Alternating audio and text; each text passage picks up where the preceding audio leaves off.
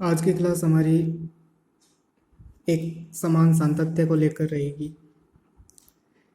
पिछली क्लासों तक हमने लिमिट और सातत्य के बारे में पढ़ चुके हैं।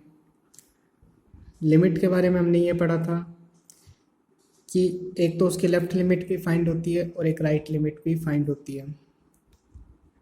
और सातत्य के बारे में हमने ये पढ़ा था कि आपको एक फलन दे दिया गया है तो उसकी एक तो लिमिट फाइंड कर लीजिए और एक जिस पर आपको लिमिट फाइंड करने के लिए कहा है उस वैल्यू पर उस फलन का मान ज्ञात कर लीजिए। तो लिमिट का मान और फलन का मान अगर बराबर हुआ तो वो उस बिंदु पर सातत्य है या सतत है। तो वो तो बात हुई एक बिंदु के लिए सततता की। आज बात कर रहे हैं एक समान सातत्य की, यानी हमारा जो फलन है वो पूरा का पूरा एक समान सातत्य है या एक समान सतत है या नहीं है, उसके बारे में बात कर रहे हैं। ठीक है, वो तो किसकी बात हुई, एक बिंदु की। अब यहाँ संपूर्ण मतलब एक समान सातत्य की बात की जा रही है। अब देखिए, आपको इसमें डेफिनेशन के अकॉर्डिंग बताऊँ क्या करना है आपको। इसमें आपके पास एक फलन है एफ जेड, और अब हर फलन का एक प्रांत होता है। आपने 12th क्लास में पढ़ रखा होगा, एक फंक्शन डिफाइन है ए से बी पर, तो ए प्रांत होता है, बी सह प्रांत होता है। तो यहाँ पर अपना जो फलन एफ जेड है वो एक प्रांत पे डिफाइन है। उस प्रांत के दो बिंदु ले रहा हूँ मैं, z1 और z2। ठीक है, तो z1 और z2 इस प्रांत के दो बिंदु है। अब फलन एफ जेड एक समान सातत्य कहलाएगा यदि फलन का z1 पर मान माइनस फलन का z2 पे मान और इसका मॉडुलस लेस देन होना चाहिए एप्सिलॉन से। आपको मैंने एप्सिलॉन बताया था क्या होता है। एप्सिलॉन बहुत छोटी संख्या होती है, तो इसका जो मान है वो उससे भी छोटा होना चाहिए। ठीक है, और z1 और z2 का जो अंतर है वो डेल्टा से कम होना चाहिए। एप्सिलॉन और डेल्टा दोनों एक ही चीज़ है, मतलब दोनों ही बहुत सूक्ष्म राशि है, लेकिन एक को अपन ने एप्सिलॉन सिंबल से डिनोट कर दिया और एक को डेल्टा सिंबल से डिनोट कर दिया। तो इसमें दोनों में कोई ज़्यादा खास अंतर नहीं है, बस सिंबल का फ़र्क है। ये भी एक बहुत सूक्ष्म राशि को डिनोट करती है और ये भी बहुत सूक्ष्म राशि को डिनोट करती है। बस दोनों में जैसे आप पाई के लिए अपन जानते हैं पाई का मान 22/7 होता है या फिर 3.14 समथिंग कुछ होता है। तो यहाँ पर इसका मान फिक्स नहीं होता। हम ऐसे नहीं कह सकते कि एप्सिलॉन का ही मान फिक्स है या डेल्टा का ये मान फिक्स है। बस एप्सिलॉन और डेल्टा जितनी भी सूक्ष्म, यानी आप सूक्ष्म से सूक्ष्म कितनी, कोई भी धनात्मक सूक्ष्म राशि कितनी छोटी लिख सकते हो, बस जीरो नहीं होनी चाहिए वो। ठीक है, तो बस वो क्या होगी, एप्सिलॉन होगी।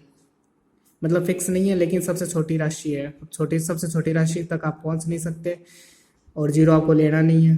तो बस एक बार हम इसको काल्पनिक मान के चलेंगे कि बस हाँ, सबसे छोटी जो राशि है वो एप्सिलॉन है और सबसे छोटी जो राशि है वही डेल्टा है। ठीक है, तो इस पर एक सवाल देख लेते हैं। यहाँ तक आपको समझ में आ गया। f(z1 माइनस f(z2) इसका मान डेल्टा से कम दिखा दोगे तो ये फलन क्या हो जाएगा, एक समान सातत्य हो जाएगा। और साथ में आपको कंडीशन दी हुई कि जो z1 और z2 का जो अंतर है वो डेल्टा से कम है। इस पर एक सवाल देख लेते हैं हम।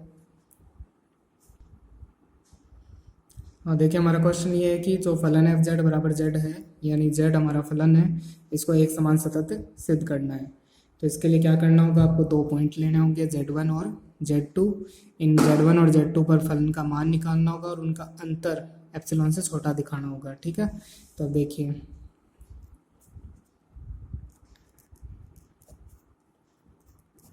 मानना z1 तथा z1 और z2 प्रांत के दो बिंदु हैं।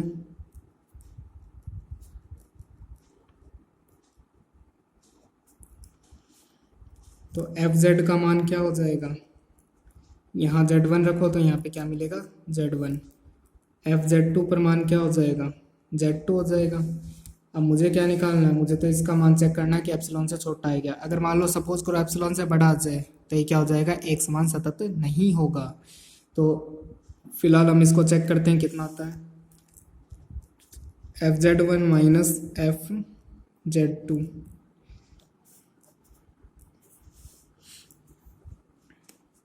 f(z1) का मान क्या है, z1। f(z2) का मान क्या है, z2। z1 माइनस z2 का मान क्या होता है, डेल्टा। तो परिभाषा अनुसार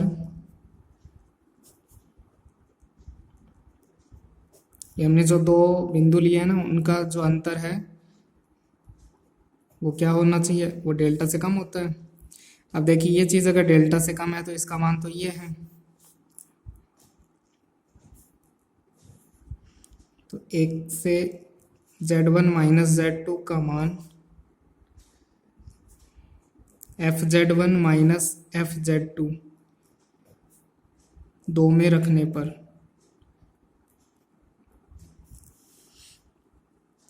यानी इसकी वैल्यू देखो ये है, तो मैं यहाँ पुट कर दूँ तो fz1 माइनस fz2 यहाँ पुट कर दी लेस देन डेल्टा। अभी मैंने आपको बताया डेल्टा भी सूक्ष्म राशि है, एप्सिलॉन भी सूक्ष्म राशि है, तो आप इसको क्या लिख सकते हो, fz1 माइनस fz2 एप्सिलॉन। तो देखिए ये चीज़ आ गई, एप्सिलॉन से लेस देन हो रहा है ये, तो इसका मतलब अतः एफ जेड बराबर जेड एक समान सतत। बस इतना सा आपको इस सवाल के अंदर प्रूफ करके देना था कि एक समान सतत है। पूरा सवाल एक बार वापस देख लीजिए। एफ जेड बराबर जेड एक समान सतत सिद्ध करना है। इसे कोई भी दो बिंदु लीजिए Z1 और Z2, तो पहले Z1 और Z2 पर इनकी वैल्यू निकाल लीजिए। तो जो Z यहाँ रखोगे वही Z आपको यहाँ वापस मिल जाएगा, तो Z1 और Z2 इसके वैल्यूज मिल जाएगी।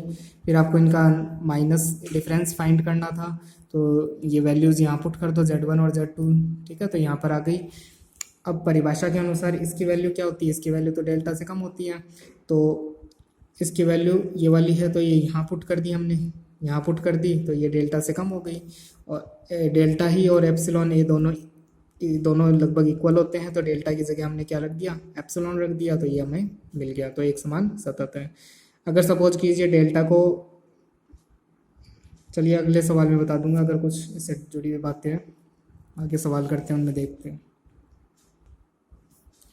हाँ, अगर एग्जाम्पल नंबर 6 देखिए, ये इम्पोर्टेंट क्वेश्चन है।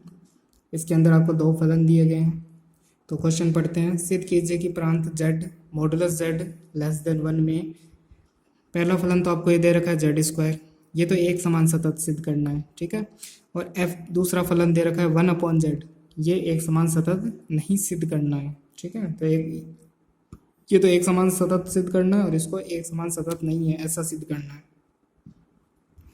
आपको एक चीज़ और दे रखी है कि प्रांत, यानी प्रांत की कोई भी वैल्यू आप यहाँ पुट करोगे, जैसे अभी हमने Z1 और Z2 ली थी, तो अगर आप Z1 पुट करोगे तो उसकी वैल्यू क्या आएगी, एक से कम आएगी, और Z2 भी पुट करोगे तो भी इसकी वैल्यू एक से कम ही रहेगी। तो ये इसका मतलब ये हो गया। तो यहाँ में तीन चीज़ें दी हुई है, दो तो फलन दिए हुए हैं और एक उसकी वैल्यू भी दी हुई है। तो अपन देखो नोट कर लेते हैं आगे इसमें।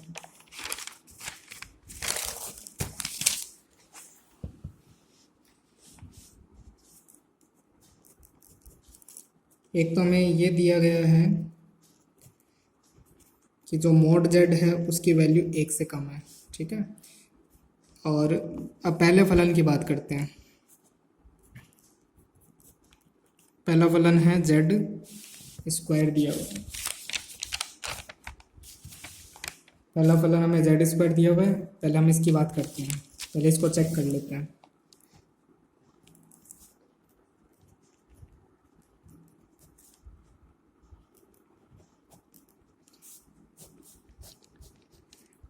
तो आपको क्या करना है, दो बिंदु लेने हैं Z1 और Z2।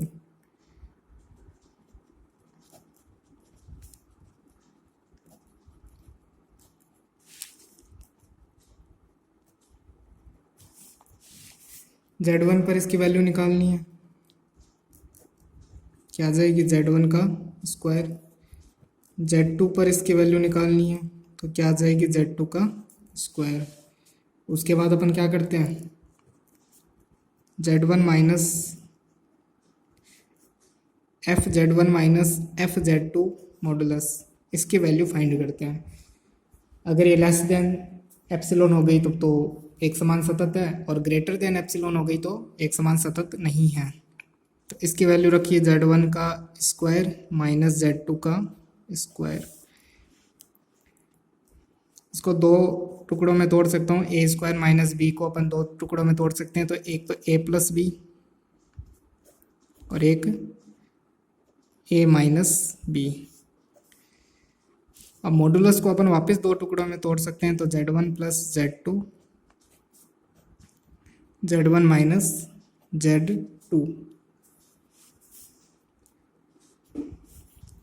जब आप इसको इस तरह तोड़ लेते हो तो ये ग्रेटर देन में चेंज हो जाता है। इसको मैं वापस दो टुकड़ों में तोड़ सकता हूँ, z1 प्लस z2 और साथ में है z1 माइनस z2। इसको कह देता हूँ इक्वेशन 1। तो एक के अनुसार z1 लेस देन 1 होगा तथा z2 भी लेस देन 1 होगा। सही है, दोनों लेस देन 1 होंगे। तो z1 mode z1 plus mode z2, मतलब इन दोनों का ऐड कर दिया, फिर इन दोनों का ऐड कर दो, तो ये दोनों किससे लेस होंगे? 2 से। तो अतः है यहाँ पे मैं क्या रख सकता हूँ? 2 रख सकता हूँ, z2। ठीक है, यहाँ से अपन इस पे आ गए, यहाँ पे 2 रख सकता हूँ मैं, इसको एज इट इज उतार दिया। और परिभाषा अनुसार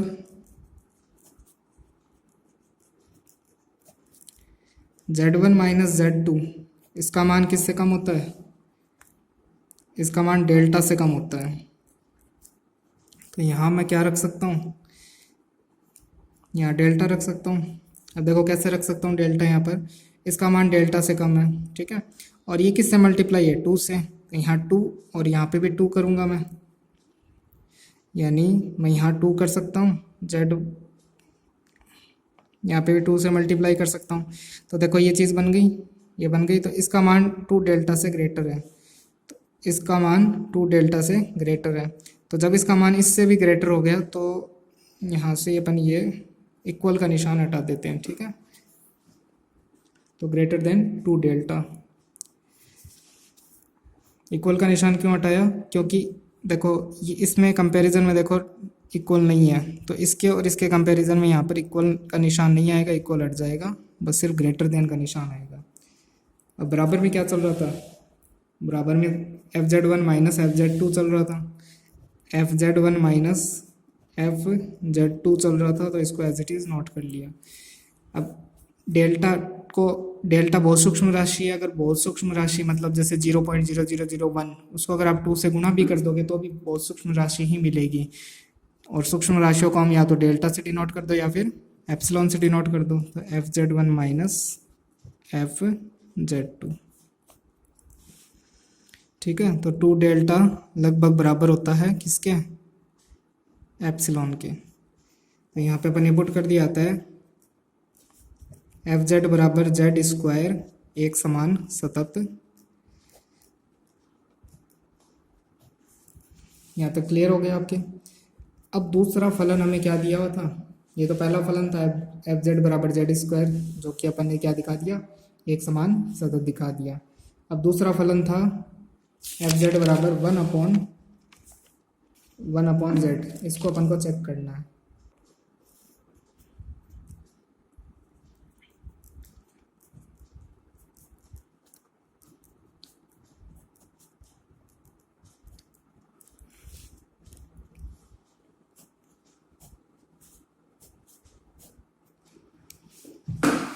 सबसे पहले हम क्या करेंगे? z1 व z2 प्रांत के 2 बिंदु हैं।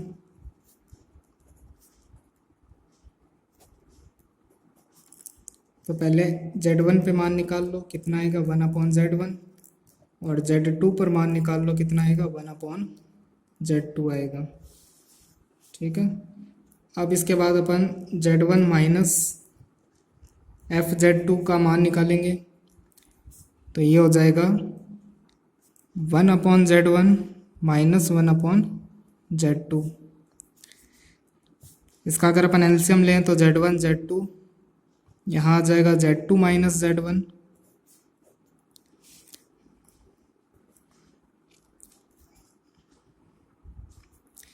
अब देखिए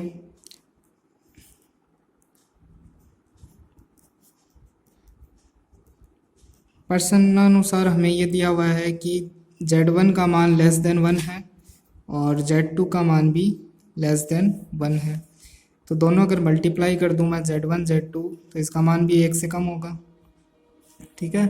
और अगर मैं इसको डिवाइड कर दूं तो z1 और z2 का मान इसका 1 में करने पर ये मतलब डिवाइड में आ गया, तो ये इसका मान 1 से ज़्यादा है, ठीक है।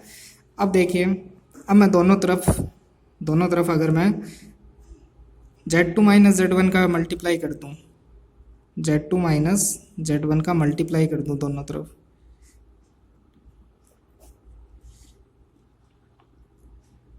ठीक है। ऐसा कर सकते हैं, दोनों तरफ इधर मल्टीप्लाई कर दिया, इधर भी मल्टीप्लाई कर दिया और इधर भी। अब परिभाषा के अनुसार इसका मान तो डेल्टा से कम होता है, तो इसका मान इससे ग्रेटर हो गया, और इसका मान डेल्टा से भी लेस देन होता है प्रश्नानुसार, वो परिभाषा के अनुसार। तो देखिए, जो इसका मान अगर डेल्टा से कम है तो इसका मान तो इससे ग्रेटर है, तो इसका मान डेल्टा से तो ग्रेटर मिलेगा अपन को, तो डेल्टा से ग्रेटर मिलेगा, तो ये लिख दिया अपन ने। इन दोनों मॉडुलस को अगर मैं कंबाइन में लिखूं तो ऐसा लिख सकते हैं अपन। अब देखिए, इसकी वैल्यू क्या थी हमारे पास, इसकी वैल्यू ये थी, तो इसको यहाँ नोट कर देते हैं। तो डेल्टा का मान लेस देन है इससे, और डेल्टा को हम क्या लिख सकते हैं, एप्सिलॉन।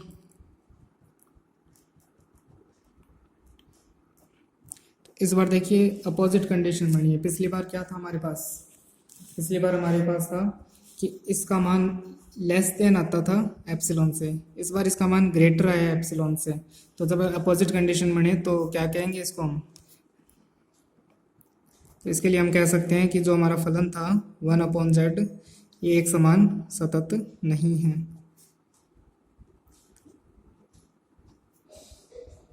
एक समान सतत नहीं है। बाकी नेक्स्ट क्लास में देखते हैं।